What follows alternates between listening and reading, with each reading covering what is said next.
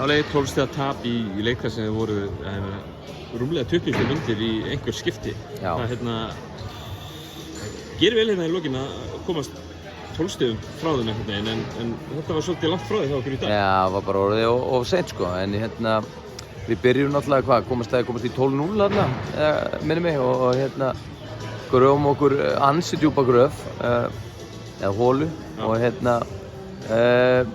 þannig að það erfitt að koma tilbaka eftir svoleiðis, en þá líka erum við bara búin að gefa þeim sjálf, eða það bara búin að ná sér í sjálfstöðst, þeir ýta okkur út úr öllu þetta í byrjun og við bara bökkum, og svo þegar við erum komið 20 stigum undir þá fyrir við að taka sér skot og þóra þeir sko, og þá fyrir þetta detta, en bara vel gert hjá Keflavík í dag, þeir bara gerðu vel og gerðu það sem þeir átt að gera og við gerum það ekki. Þið eru klárlega góðar, ég meina annars var ekki 2-0 upp í úrslitaseríu, en kannski til of mikils ætlast að vinna þetta Keflavíkurlið 3-0 í svona seríu? Nei, alls ekki, þú veist, ég meina við komum inn í þennan leik til þess að vinna, neða bara svona smá oftjúnaðar fannst mér eða eitthvað,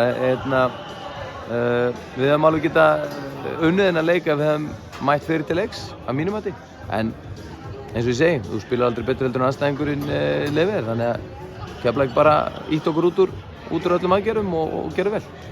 Þriðjudagskvöld núna, það er skólakvöld, fjórði leikurinn, hann er ekki skólakvöldi, hann er næsta föstudag og á ykkar heimavelli. Já. Er ekki miklu skemmtilega að taka titilinn bara heima? Jú, auðvitað, ég meina við þurfum bara að fylla húsið og búa til stemningu og klára næsta leik. Veist það ekki, Róli? Herru, takk sem fyrir.